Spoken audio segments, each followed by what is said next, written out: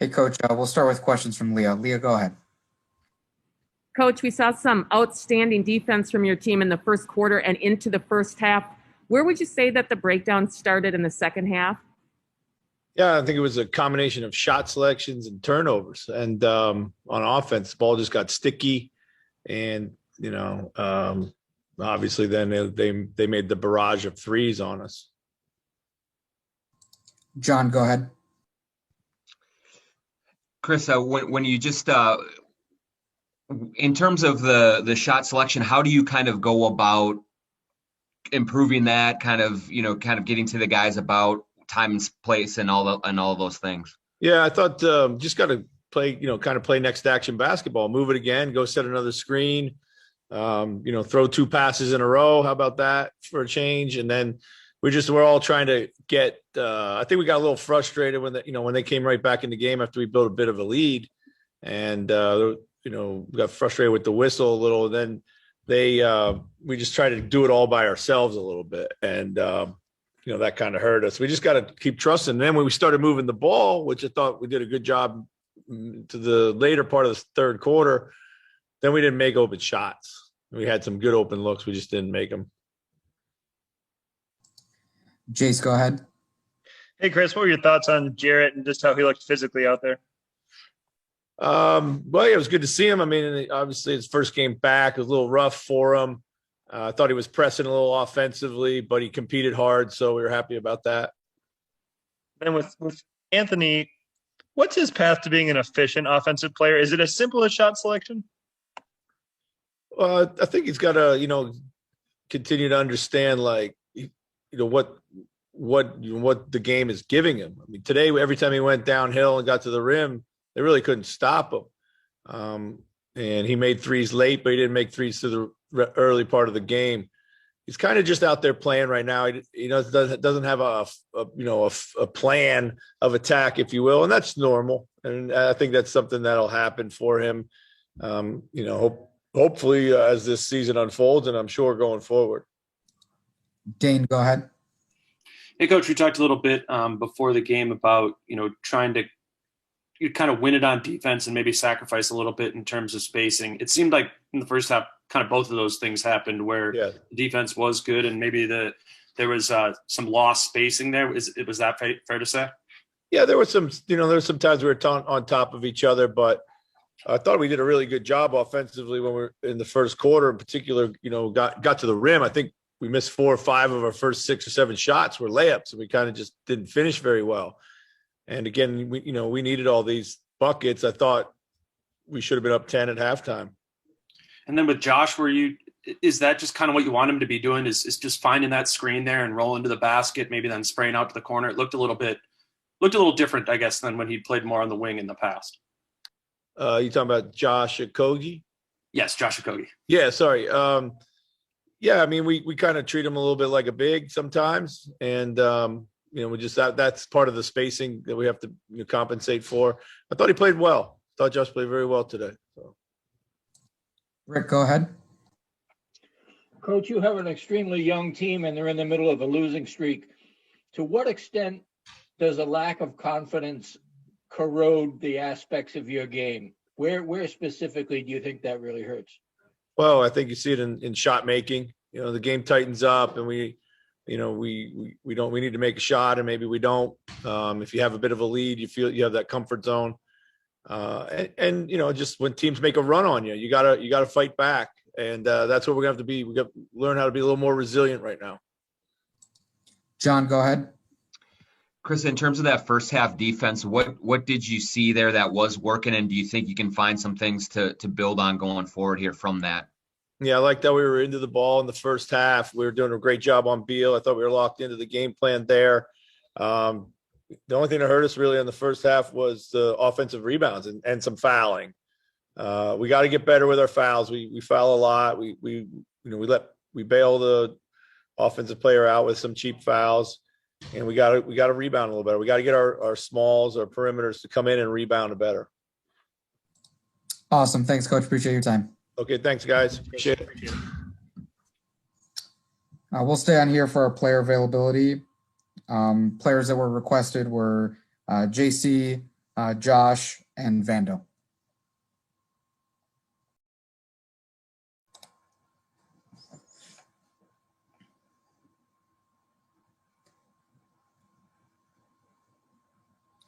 Hey, Josh, we'll start with questions from John. John, go ahead.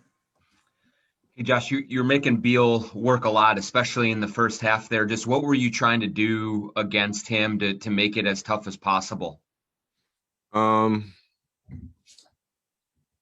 he still had 34 points. But I tried to really just stay attached as much as possible, make it hard for him, contest every shot, make sure I try to, poke with the ball, just make it as uncomfortable as I possibly could for him.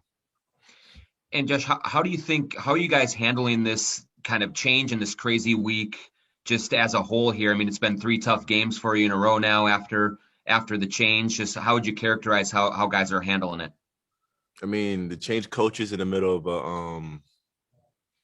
a kind of a wasteland is tough for, both coaching and for us. But me personally, I've had a lot of crazy weeks since my rookie year. You just got to stay ready. And NBA is just it's a league of opportunity, not only for obviously players, but for obviously coaches. So, we just got to stay ready. And when our number's called, try our best to win the game. Because at the end of the day, it doesn't matter who's playing and who's coaching. The job is to score more points than the other team. And that's a language everybody understands.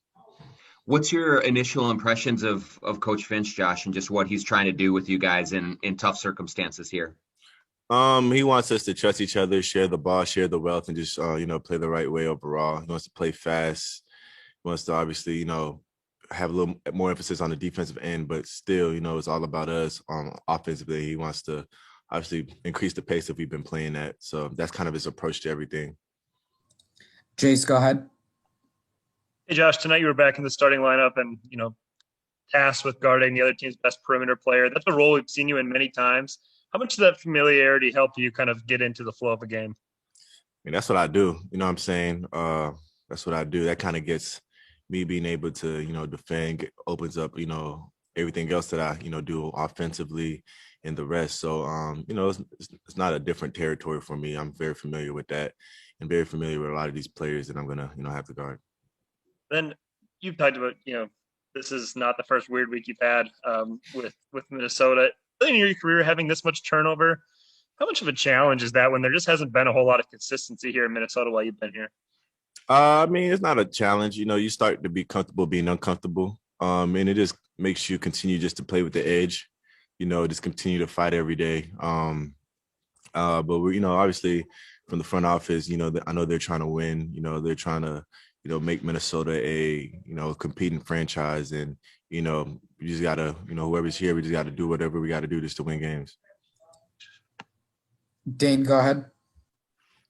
Josh, coach was just talking a little bit about tonight how offensively they were using you a little bit more like a big. Obviously, that's something, we've talked about a little bit over the course of the year. Do you feel like you're getting comfortable in some more of those maybe screen setting opportunities, rolling to the basket, maybe like more of a traditional big? I never try to box myself in. I'm a basketball player, forward, forward, guard, center, whatever you want to call it. I go out there and play basketball, and I try my best to make plays.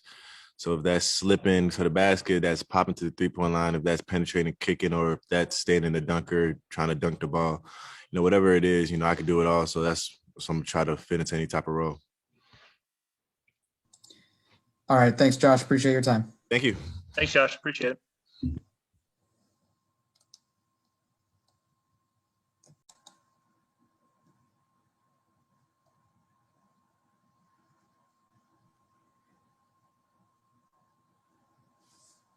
Hey, JC, we'll get started with questions from John. John, go ahead.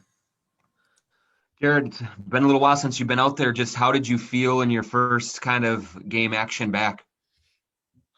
Man, it's a blessing to be back on the court. And, it's never a good feeling to lose. And, I want to go out there and try to compete for my team and try to get a win for my team. So it was good to be back, though, have a healthy game and, just build from it. What's this process been like for you, Jarred, in terms of trying to work your way back from the injury? Then there's also a coaching change in the middle of it. Just how kind of hectic and chaotic has it been for you? It's just life. Adversity comes, changes come, and you have to adjust. So I'm just adjusting to the new coach, and building relationships with the new coach, and our team getting adjusted to him. And then just having an injury is never fun, but that's a part of life. Like I said, it's adversity. So I had to fight to come back. A lot of things and a lot of people in my corner has supported me the whole way, and a lot of coaches have helped me get back. Jace, go ahead. Hey, Jarrett, what was the rehab process like coming back with that ankle? It was an everyday process, 2-3 times a day, and just building from that, from barely being able to walk on it to starting to get in the pool to the R2G to getting back on the court doing workouts and stuff like that. So it was a long process, I felt like, but it was a healthy one, and we took our time with it to make sure I'm fully recovered before I came back. Dane, go ahead. Jarrett, back at the beginning of the season when you were really rolling, what would you say the biggest part of that was in kind of inspiring that momentum you started the season with? I mean, I just feel like I got a passion to win. So when I go out there every night, I try to win, and it's just the work I put in. I rely on the work I put in. I put in a lot of work, and that's what I rely on. That's what I fall back on, and that's where my confidence comes from, is how hard I work. So, I always try to put in the most hard work I could put in to, produce on the court.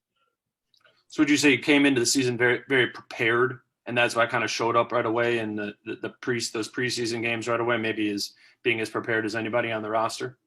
Yeah, I feel like I'm always prepared, and that's a part of, how I've always been is, if you got something coming for it, I'm in the NBA, it's a dream come true. So I feel like I'm always prepared to be able, to produce and, help my team win. So I'm always putting in the work to be prepared.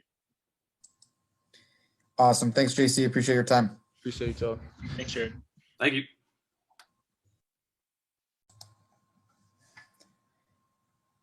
Hey, Vando, we'll start with questions from John. Go ahead.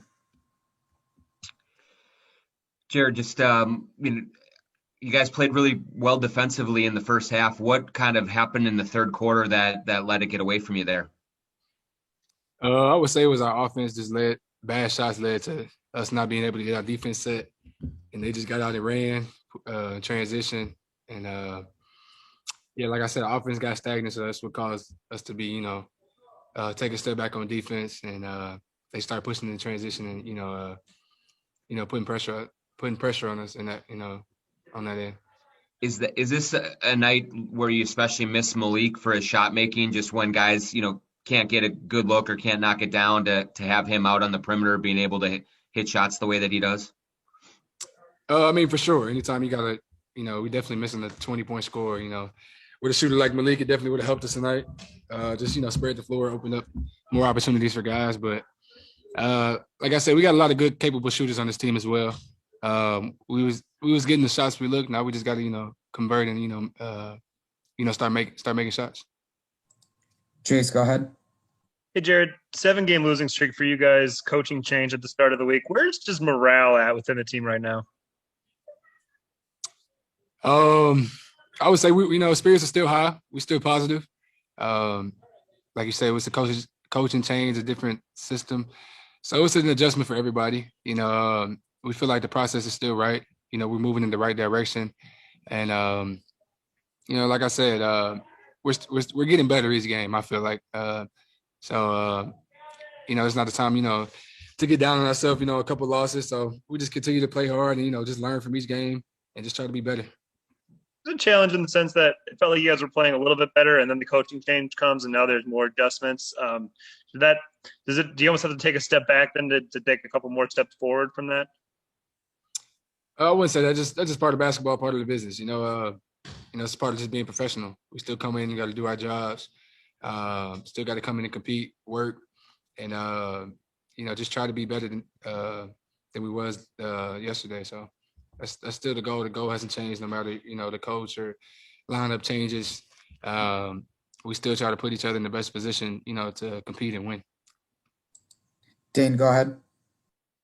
Jared, it feels like when you and Josh are out there together defensively, obviously there's just a ton of energy in that group. And Coach was talking about how maybe a way to make up for Malik's scoring absence is to win a little bit more on defense. Do you feel that you and Josh can kind of instigate that? Oh, for sure. I feel like with both of us on the floor, we're kind of just anchored the defense. Us being able to bring that intensity and just bring that defensive presence. Him more so on the perimeter than me, just kind of playing that low man and being the anchor. So I think it showed today. First half for sure. We started the game a little better defensively, more active, and honestly, I feel like us playing together is going to help on the defensive end. Could you explain to us who don't know as much how important it is for Josh to be, connecting on the perimeter to a player like Bradley Beal like that, and doing those rear view contests and staying there, what that opens up for you guys defensively? Man, it opens up everything. I think Josh did a hell of a job on him tonight. Just staying attached to him and making him getting some tough looks. And anytime you got a guy like that can, obviously he's the best, leading scorer in the NBA right now. So, I applaud Josh for taking that challenge and just not giving him nothing easy. And by him being able to kind of hold his own one-on-one and, rear view contest and fight over screens, it didn't allow Bradley Beal to distort our defense. So, like I said, I think Josh did a hell of a job on him today. All right. Thanks, Jarrett. Appreciate your time. Yep. Thank you. All right, everyone. That'll do it for tonight. We'll talk to you tomorrow.